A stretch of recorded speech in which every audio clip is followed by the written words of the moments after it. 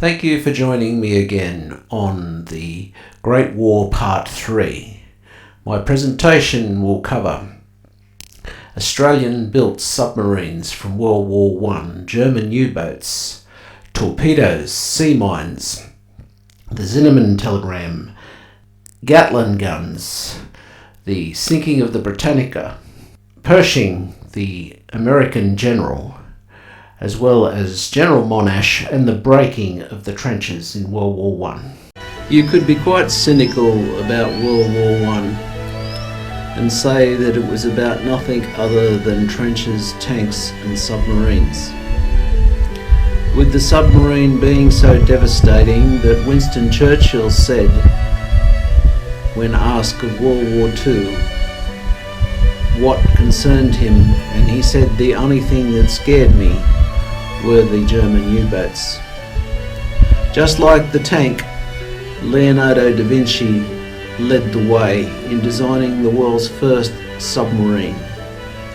A system of bladders would control buoyancy just as buoyancy tanks do in a modern submarine. However, the device was unpowered and can only carry one individual, probably to not a very great depth if ever it was built. The design was somewhat flimsy in my view and not practical, whereby his tank did show some promise even though the wheels went backwards, but some have said that that was a bit of a trick. That might be something for you to Google later. It is interesting to note that England had more submarines than Germany at the start of the war, where Germany is famous for its U-boats. Australia too jointly developed two submarines with England, AE1 and AE2. AE1 only saw service in the Pacific, and on September 14th, 1914, disappeared mysteriously. The wreck was not found until December 2017. However, in the case of AE2, it saw service at Gallipoli. It engaged and sunk a number of vessels, was involved in a number of different military activities. But in the Dardanelles, it struck a strange current. They lost control of the vessel, they chose to leave it, resulting in a loss of life of 4 sailors. The date of the sinking was the 30th of April 1915. As a proud Australian, I'm happy to share with you the specifications of AE1 and AE2. They were built by Vickers Armstrong, both to somewhat identical specifications, and were 762 tons in mass, with a length of 55 metres and a beam of 6.86 metres and a draft of 3.81 metres, which is a funny figure to have for a submarine. I do not know the brand of the engines used, but they were amazingly powerful, 1600 horsepower each and 8 cylinders. The electric motors were not far behind either. They were 840 horsepower each. She had a top speed of 15 knots on the surface. However, she could cruise at 10 knots. And cruising at that 10 knots, she had a range of 3,000 nautical miles. And under the water, she could cruise at 5 knots for 65 nautical miles. And she was tested to a depth of 61 metres with a crew complement of 34, having 4 torpedo tubes with an unknown number of torpedoes stored on board. There can be no questioning the engineering dominance in that point in history of Germany. Her submarines were far and outweigh the best. But it's interesting to note that a comparison between the submarine which sunk the Lusitania, the U-20, and AE1 and AE2, in some areas the Australian submarine actually beats her. She had a displacement of 837 tons. She was 64.15 metres long, With a beam of 6.1 metres, a draft of 3.58 metres, again a bit funny for a submarine, and she was powered by two 8-cylinder Marnin 2-stroke engines, each of them putting out 1676 horsepower, and electrically her engines were massive. She had two AEG motors, each of them putting out 1180 horsepower at a low speed of 320 RPMs. Her top speed was, on the surface, was 15.4 knots. She had a cruising speed of 9.5 knots, slower than the Australian vessel, but at cruising speed she had a massive range on the surface of 9,700 nautical miles, and if the speed was reduced to 8 knots, she would travel 11,200 nautical miles. Submerged and running on electrical power at 5 knots, she had a range of 80 nautical miles.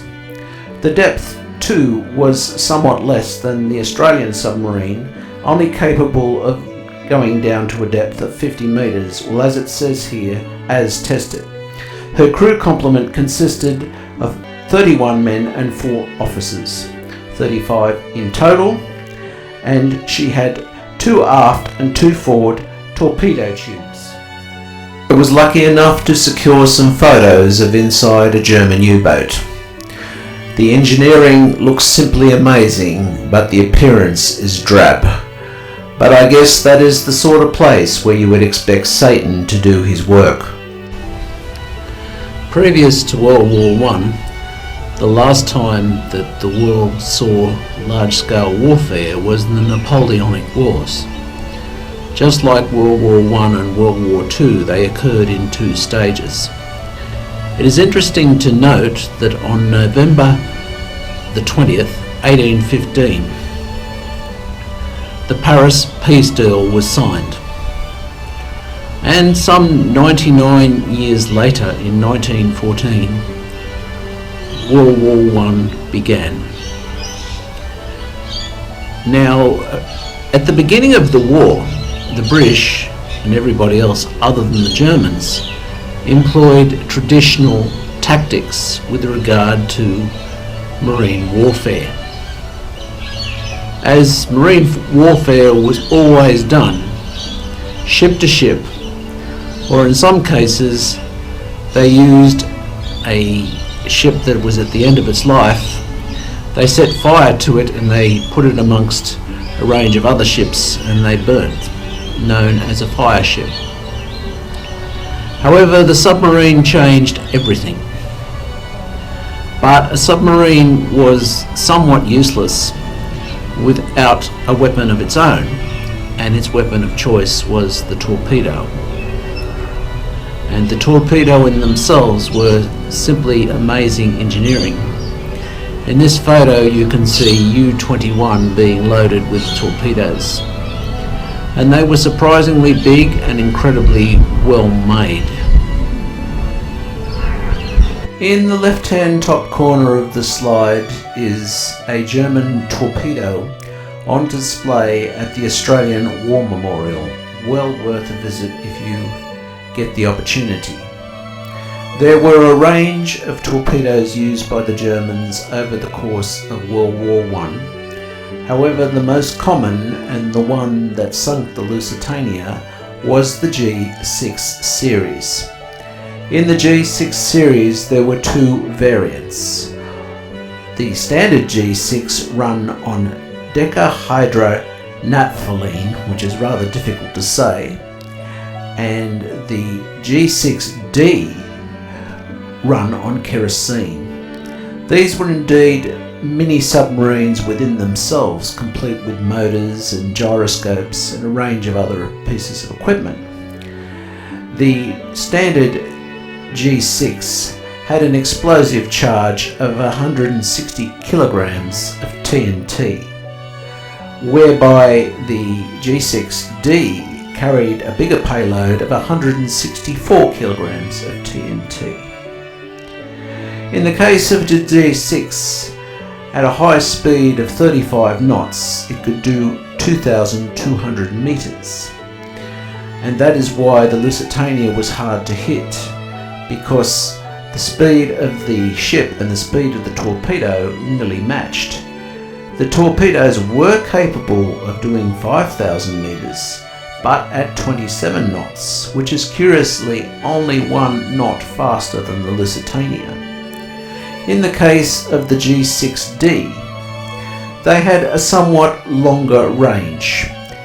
They could go 8,400 meters at 27 knots, or 3,500 meters at 35 knots. It probably should have been said at the beginning, but the number after the G in the series relates to the length of the torpedo, with the G6 series being 6 meters long, and in World War II they started with G7 torpedoes. When I started the research, I also found another surprise. I always believed torpedoes to be powered by compressed air.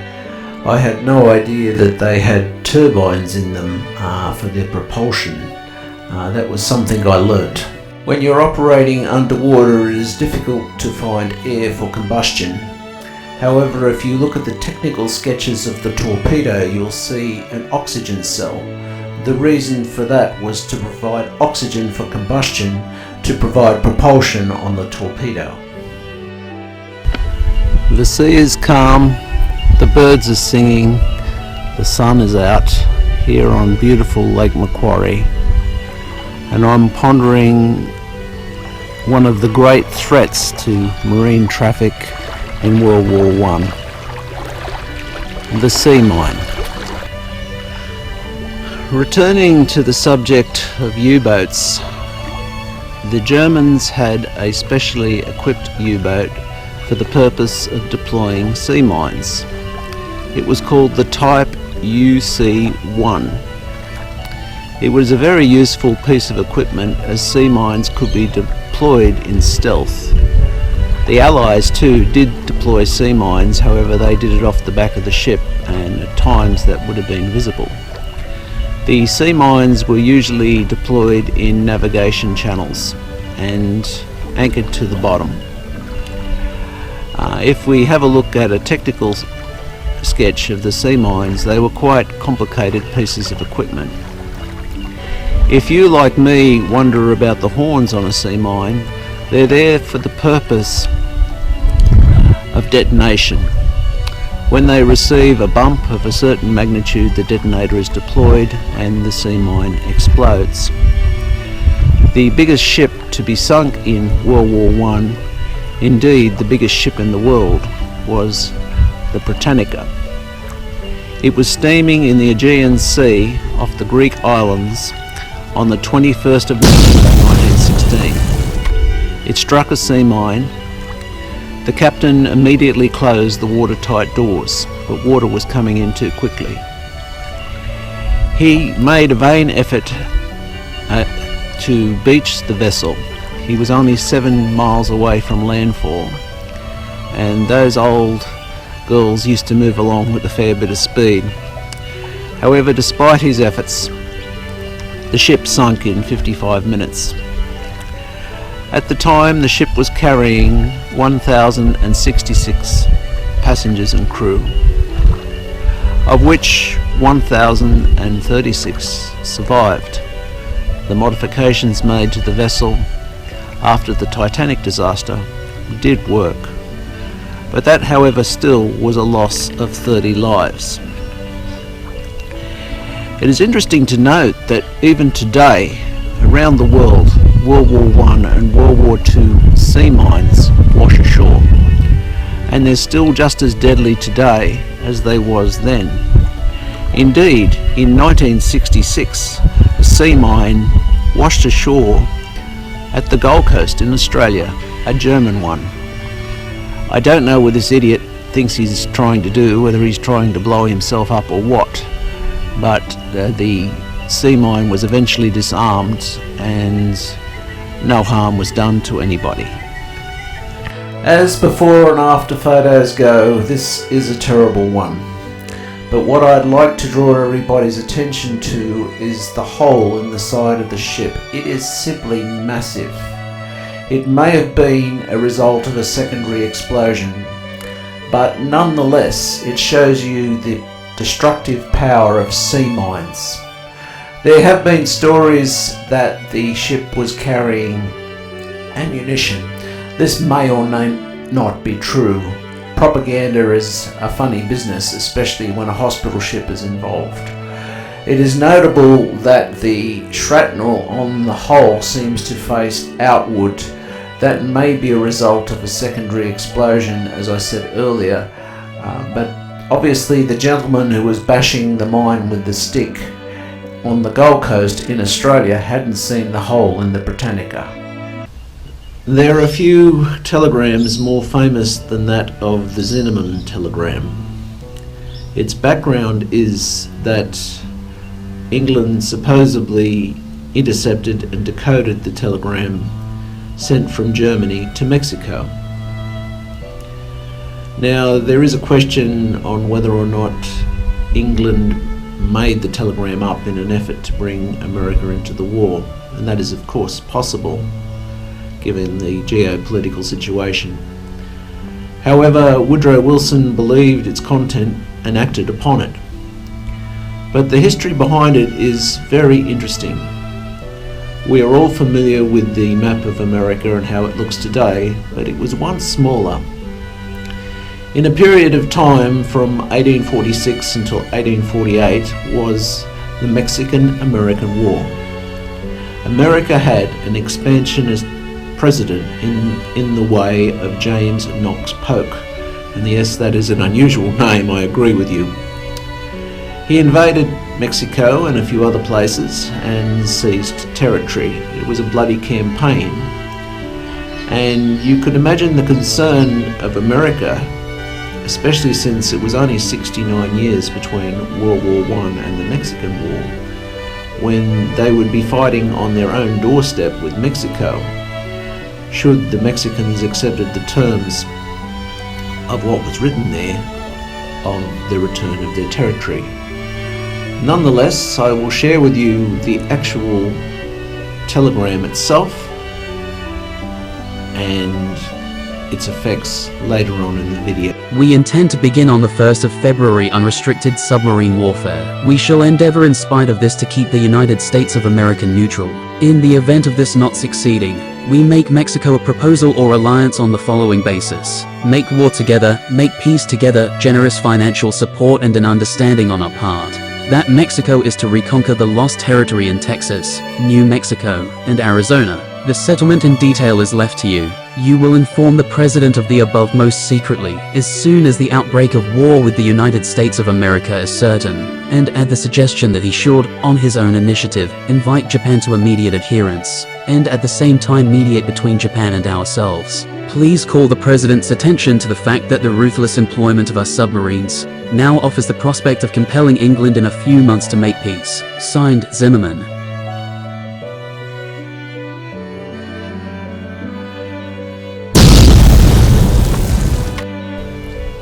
It's hard to believe that in 1917 there were sheep grazing in the grounds of the White House, but it's my guess that the grass grew quite well there because over the years a lot of manure had come out of that place.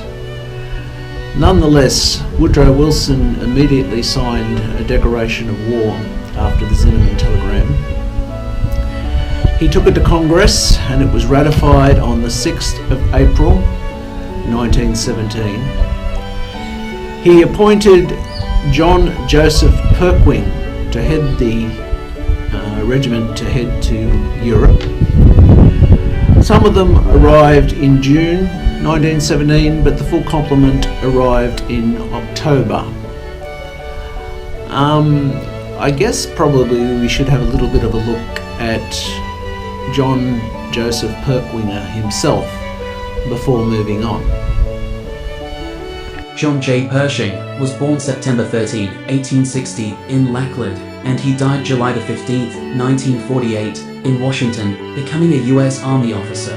He graduated from West Point and served on the Western frontier from 1886 to 1898, was in the Spanish-American War, also the Philippines from 1899 to 1903, and again FROM 1906 till 1913, and as commander of a punitive raid against Pancho Villa in 1916. During World War I, he was appointed Commander-in-Chief of the American Expeditionary Force, known as the EVE. He maintained the EVE as an independent army of 2 million men, and resisted Allied efforts to use US forces as replacement units for French and British troops. He led the successful assault of the St. Mihiel salient in September 1918, and helped defeat German forces in the Meuse-Argonne offensive. He was promoted to General of the Armies in 1919, and was Army Chief of Staff from 1921 to 1924. His nickname, Blackjack, derived from his service with an African-American regiment early in his career. His memoirs, My Experiences in the World War, 1931, won a Pulitzer Prize.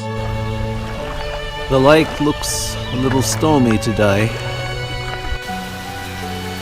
Well, I haven't changed hats. That nasty weather I was telling you about, it poured. So I guess I won't be falling in against water. It looks quite effective. It's quite a shame. We cannot underestimate the difficulties in getting the American forces to Europe in World War I.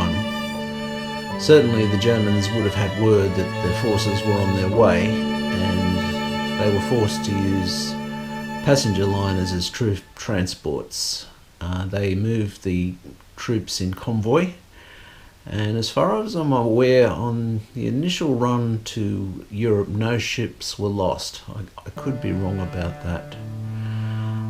We can only speculate on what sort of briefings Pershing would have got. Certainly he would have been briefed on Erich Ludendorff. He was the head of the German forces in World War I, and quite an efficient general at that. But he was also suspicious, and correctly so, of the Allied generals. Certainly on his arrival in France, he would have been met by Philippe Pétain. He was the general in charge at the time. The French seemed to change their generals a lot over the course of the war. I don't know whether that's a French thing or whether it's a simple fact that they weren't happy with their performance or something like that. And on the English side, Sir Douglas Haig was in charge of the British forces. His techniques were somewhat old-fashioned, and he, like everyone else, didn't know how to deal with trench warfare. And running at Gatlin guns out of trenches was hardly an effective tactic, and that is the reason why Pershing kept American troops out of the fighting, despite the protests of all the nations involved. There was others other than the ones I mentioned. Like so many other weapons of war, the Gatlin gun was originally developed by Leonardo da Vinci. Here is one of his early sketches of the weapon. And unlike a lot of his sketches, these were actually made and used in Italy. I was lucky enough when in France to see an early version of the Gatlin gun, probably used in the Boer War. They would have been pulled by horses or something like that. However, the type of weapon that would have been used in World War I is the one as being shown. I spoke earlier of getting the Americans to participate in the fight, and Pershing saying that they wasn't trained, they wasn't ready, and he was protecting the lives of American forces. John Monash approached the problem of the trenches as an engineer would. He used air cover, he used heavy artillery, and he used a combination of tanks. The aircraft you've just seen was filmed at the Hunter Valley Air Show at Cessnock, New South Wales. It's actually worth going to if you get the opportunity. I guess you don't get your face on a $100 note unless you've done something special and have a university named after yourself. I'm happy to present to you the official history of John Monash before I move on to how he broke the trenches. The amazing John Monash lived a life bursting with achievement. So saying, he suffered at the hands of anti-Semitism and is considered one of the war's outstanding commanders, with his leadership and engineering skills breaking the trenches in the Great War, additionally being downplayed and blocked for the glory he should have been entitled to by Keith Murdoch. Monash was born in Melbourne on 27 June 1865. He was Dux of Scotch College and studied arts and engineering at Melbourne University, where he was also involved in debating and student politics. Outside of university, he dabbled in acting. In 1884, he joined the University Company of the 4th Battalion, Victorian Rifles. Monash was a driven young man, ambitious and intelligent. He worked on the construction of the Prince's Bridge in Melbourne, and in 1888 was placed in charge of constructing a new railway, even though he had yet to complete his degree. Monash married Hannah Moss in April 1891, finished his studies in 1895, and, having long since decided to combine engineering with a military career, was promoted to captain in the garrison artillery that year. In 1897, Monash was promoted to major in the North Melbourne Battery, and served there for 11 years. Meanwhile, he and a friend had established a private engineering practice in 1894. The business grew steadily, but a series of setbacks left him with large debts in 1902. Starting again, Monash recovered and his business prospered. He also gained promotion to Lieutenant Colonel in the Australian Intelligence Corps in 1908 and 1913, took command of the 13th Infantry Brigade. After the outbreak of war, Monash was given command of the 8th 4th Infantry Brigade, landing at Gallipoli on 26 April 1915. In July, he was promoted to brigadier. Despite having encountered some criticism for his performance on Gallipoli, Monash took his brigade to France in June 1916. He became a major general in July and took command of the 3rd Division. The division's first major battle, Messines, was hailed as a great success. Further success followed, and in May 1918, Monash was promoted to Lieutenant General and given command of the Australian Corps. His first battle in this role, Hamel, of which he wrote, "The operation is a striking example of the success which invariably results from careful preparation and coordinated action, and will serve as a model and the standard of the fighting efficiency of the Australian Corps." Monash remained in command through the victorious battles in the last months of the war. He was an innovative leader who earned high praise from many leading political and military figures. After spending 8 months in London overseeing the repatriation of the 8th, Monash was welcomed home in Melbourne by an enthusiastic public on Boxing Day 1919. He returned to business and in 1920 became manager of Victoria's State Electricity Commission. An advocate for returned soldiers, Monash also held a range of high-level positions. His opinions were widely sought, and he became a leading figure in Melbourne's Jewish community. Monash died of heart disease in Melbourne on 8 October 1931 and was given a state funeral, attended by some 300,000 mourners. One of the best historical accounts I've ever read is John Monash's autobiography. I'll leave you a link in the description. It is from this book that I am quoting. John Monash knew how to break the trenches. He was frustrated by the leadership of the French and the English. He knew he could get his hands on the equipment necessary, but he couldn't get his hands on the necessary manpower. The Australian troops were exhausted beyond belief. Garrisons were falling by the wayside.